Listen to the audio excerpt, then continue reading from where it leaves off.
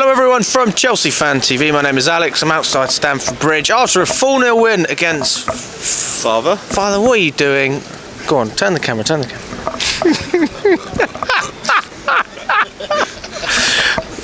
Father, you can't do that on someone's car. Oh, I love this car. Let's not put fucking cap on like other people. 4 white wines at full time. 4 white wines. 4 white wines, you know. Right. Sorry, mate. I had to. No, it's fine. It's fine. Josh is going to love that. That's going to make TikTok that is. But yeah, we've beaten Preston 4-0. Yeah. It is a very convincing scoreline. Would you say the same thing about the performance? No, I wouldn't say the same. Look, we've got to take 4-0, clean sheet, in the hat for the next round. That's what I expect as a bare minimum though. Against Preston, I feel like today the boys showed first half their inexperience, their age. Oh my gosh, we're going to get run over it. They showed their age, they showed their inexperience, they showed what I kind of expected coming up against Preston. Yeah. These are boys who are going to be playing men, right? And against men, you don't know. I don't think they know what to expect, because most of these guys haven't played too many minutes against players that are 28, 29, 30. They know the dirty side of the game. They know what it takes. They know what this is as well. They're coming to Chelsea. This is their Wembley Cup final. They never really get that far. This is where they got to turn up and show stuff. And I think, to be fair to Preston, the way they started the game probably shocked our young and experienced players, probably shocked the manager again. I think if we're talking about Pochettino and how that game started today, I think I probably sound like a broken record. The first half was dire. I can't believe Cole Palmer missed that chance. If you're talking about one player at this moment in time to put that ball in the back of the net in some way, it's probably him. But other than that, I don't think there was too much to write home about first half. A couple of chances for them. And we got to half time and thought, wow, here we go again. What's second half going to look like? Here we go. Yeah, no worries. So then I thought, during half time, that's where we've all questioned Pochettino. We're going to walk and talk, I believe, but that's where I sort of questioned Pochettino and what was happening with his halftime team talks, what he's doing before the game, what he's doing after the game, what he's doing in the week before the game or the couple of days before the game. So many times I question what Pochettino is asking these players to do. What way are you going? This way? This is a skill I've never had to do. Go underneath. This is our new little spot when it rains. Yeah, so I was just saying about, at half-time, that's where we've questioned Pochettino. That's where we've said, what is he doing before the game, that it gets to half-time, that he then has to change stuff. He then has to make an impact. And we've all questioned whether or not Pochettino has enough in the locker to manage in-game situations. Today, yes, he has, but I'm not sure if it's in a way that he probably thought it was going to be. I think our deliveries were really good. We showed actually a side of the game that I didn't realise was one of our strengths. Some of our deliveries today were quality, and the headers that were connecting on those deliveries were quality as well. And we ended up coming away with 2 goals. We saw good deliveries where sometimes I feel like this team really struggle with corners and things like that. Yes, we scored a couple from corners in the past, but sometimes, we know... I mean, we can't really take much from that. Again, it was poor defending from Preston, and the keeper should have done better. I don't disagree. And then the free kick is like a goal from a set piece as well. And then Enzo's goal's a bit scrappy. I don't think we've shown much quality today in terms of how we've broken down a team, again, who are sitting first half in the mid, second half they're a bit lower. I think what it showed today is how important it is to go and score a goal, to then quieten down a team, and then they kind of think, actually, we might not have a chance here. I think Bro just showed today that he isn't ready to be Chelsea's number 9. I think he really struggles holding up the play, knowing what to do in certain situations. And I'm going to say this, like, I've been Jackson's biggest hater at certain times this season, but you notice what isn't on the pitch when Jackson isn't there, but then when Jackson plays, you notice... Sorry, you mean when Broha plays? Sorry, when Broha plays, right, and Jackson's not there, you notice how much Jackson offers to the team, right? He will link up the play. Look at him the other day when he sent the ball through to Cole Palmer and stuff like that. Like, he's on the halfway line, holding the ball up, dribbling, carrying the ball forwards, making up the yardage. Like, I know that sounds like an American football term, but it's so essential gaining that territory. We spend so much time on the edge of our halfway line, just knocking the ball side to side. Jackson is a bit more dynamic. Conor Gallagher is a bit more dynamic in that sense as well. They're ball carriers. Broha, he lets the side down in terms of building up the play. His finish today on that header, actually, exceptional, to be fair. What a header that is. That's straight out of Drogba's book. And I then feel when Jackson plays, you notice what you don't have compared to like a world-class forward who can do the lot. Right, they can create their own opportunities and score them. They can dictate play from holding up the play. They can bring others into play, and ultimately they're putting up 20, 25 goals a season as well, and assists. And I think that's where you notice that Jackson isn't at that level. And at Chelsea, that's what we're crying out for is a player. So come January, I think we have to go and make that happen. There's a lot of talk about centre-backs, but to be honest with you, I think we have an abundance of a certain level of centre-back, right? I think Disasi, Colwell, Fofana, if fit, give me some others because there's loads, right? Paddy is Shill. But he's injured again. Do you know what I mean? Like Gilchrist, I don't think's a centre back for Chelsea. I think he's going to be a right back. Look, he's playing well, but I'm not sure where his future lies. He's in the team because other players can't stay fit. It's as simple as that. Like our injuries. Do you not think he deserves some minutes though? I think today he did. I think my question would be, how much quality does he offer as an actual player? I think he shows a side of the game that I think we all saw in Conor Gallagher last season. Determination, work rate. My effort is going to outwork my talent, outwork my ability, and that's going to get me minutes.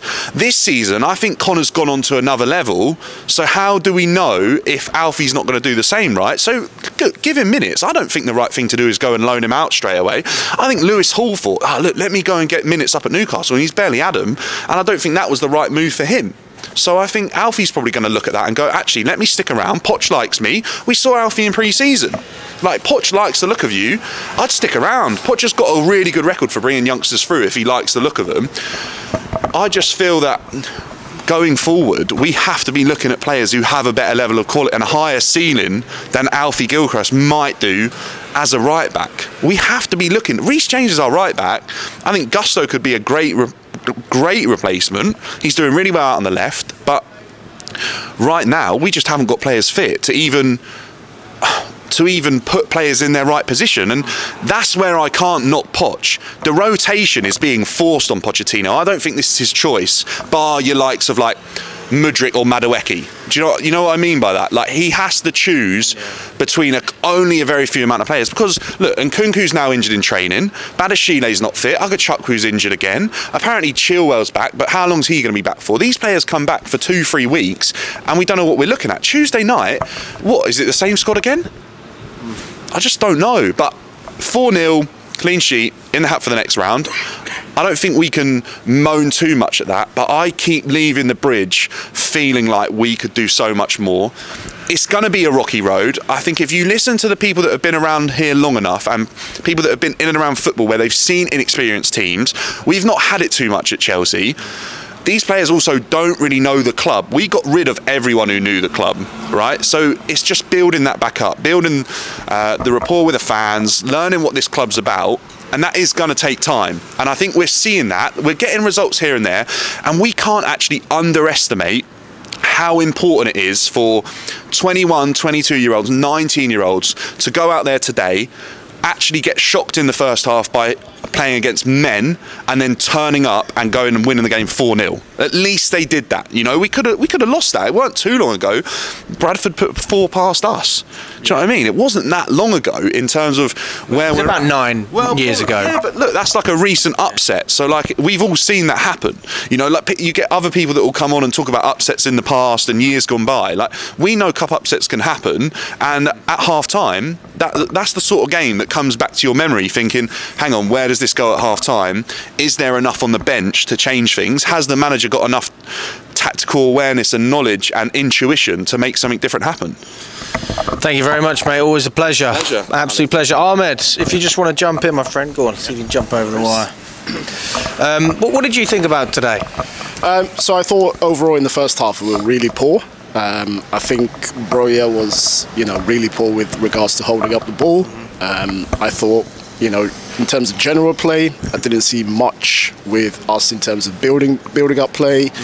I didn't, with Sterling as well. Like, he had a couple of times he went down the line, and he went down the line too far to try and actually cross properly and actually try and make sure that we get something out of it. So I think overall in the first half it was a complete snooze fest. I think with Broja, I mean, this is his kind of second stint, if you will, because obviously he went on loan to Southampton. He did all right, but I think at the top level at Chelsea, if you want to kite at Chelsea, you know, we need someone better. If we're truly being honest, I think we miss Jackson, like the other guy said. You can see what Jackson brings even when he's not scoring goals, or you know, in terms of link up with Palmer. You know, at Luton, you saw how he played. So I think overall, I think we need we need like a world-class striker, and we've needed a world-class striker for a number of years. Even when we brought Lukaku in, we thought that he was going to be the answer, and then you know what happened with Lukaku. It turns out we were actually worse with Lukaku, but the team isn't at a stage where we could get much worse, so a striker's only going to help. Exactly. Yeah. So as soon as we get that top quality striker in, like a Osimhen or you know somebody of that caliber, I think we will really be in the hunt to you know get into top 4 and then slowly build our way up, you know, by challenging for the Premier League and you know that kind of thing. So I think overall, you know, we won 4-0. We can't complain too much, like the guy said. Second half, you know, with the goals, I think Broja took his goal really well. You know, we have to give him credit for that at least. It was a good goal, mate. Yeah, exactly. So we have to give him credit for that. And I think overall, obviously, with Sterling's free kick as well, I think that was a really good free kick. It kind of reminded me of his free kick, obviously, against Newcastle. So, you know, that's good for his confidence as well. But yeah, I mean, overall, I think, you know, I think Caicedo played really well. You know, in terms of like tidying up the play. I think, you know, in terms of like distance covered, I think he's probably up there, isn't it? I haven't seen the stats. Yeah. So, yeah, it probably is, because he's a bit like Kante, you know, in a way, in terms of like the distance covered and, you know, the graft and the hard work he does for the team. And I think he's got a bit of quality. Like, a lot of people underrate the quality he has on the ball. I mean, for over 100 million, you would hope so. You'd hope so, yeah. But, you know, they don't always turn out that way, you know, for that type of price tag. We've seen huge flops, you know. We've seen much worse over the years, 100%. I mean, what's your thoughts going into the Middlesbrough game? I mean, we've got a great run coming up, obviously Fulham after that, and then Middlesbrough again, with potentially another FA Cup fixture squeezed in January, if I'm not wrong, and then we've got Liverpool to finish it off. Yeah. No, I think with the Middlesbrough game, I think we should go in there with great confidence. Obviously, I think we can't play like we played in the first half away at Middlesbrough. That's not going to work, and we might get punished on the counter if we do something like that. I think, obviously, Middlesbrough, even though they're playing at home, they're a lesser team, so they're going to sit back a little bit, try and hit us on the counter, you know, or maybe like try and get a player sent off or something along those lines, because it's a cup competition at the end of the day. So, yeah, to try and gain the advantage, they're going to do something like that. So I think overall, what we need to do is play like we played in the second half, play with a little bit more intensity, you know, fast build up, make sure we get into our strides quicker, and I think when we get our chances, we've got to take them. I think if a couple fall to Palmer, I think he will take it. I'm just not sure, you know, most of the time with either Broja or maybe Sterling or, you know, with the other players. I think Madueke, by the way, as well, when he came on, did really well. So props to him.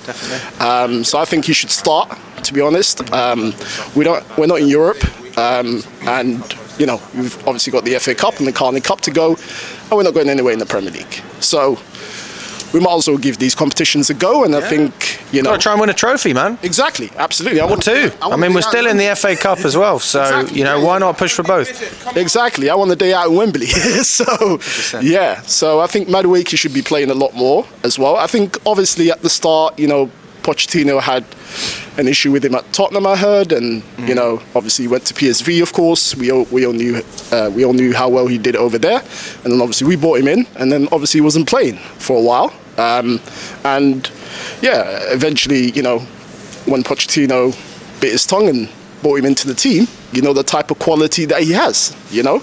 I mean, that banger that he scored against Luton, by the way. Lovely goal, mate. That was class. That was class. So yeah, so I think Madueke should be playing, and I think overall with Enzo and Caicedo, I'm not too sure, to be honest with you, on the balance of that. I think maybe if you bring in Gallagher and an Enzo, or if you bring in Caicedo and, you know, pair him up with either a Gallagher or, you know, vice versa, that type of thing. So I think that works, but I don't think Enzo and Gallagher work, you know, as they should, you know, because obviously for the price tag that they were bought for, you're thinking they got to make this work, right? But football is not played on paper. So yeah, so yeah, so exactly. So we can see it doesn't work more often than not. So I think you got to break that up, and you know, you got to have Enzo and try something different. 100%, man. Exactly. Well, listen, always a pleasure. Thanks for coming on, buddy. Yeah. Thank you for watching, guys, and we'll see you on the next one. Yeah.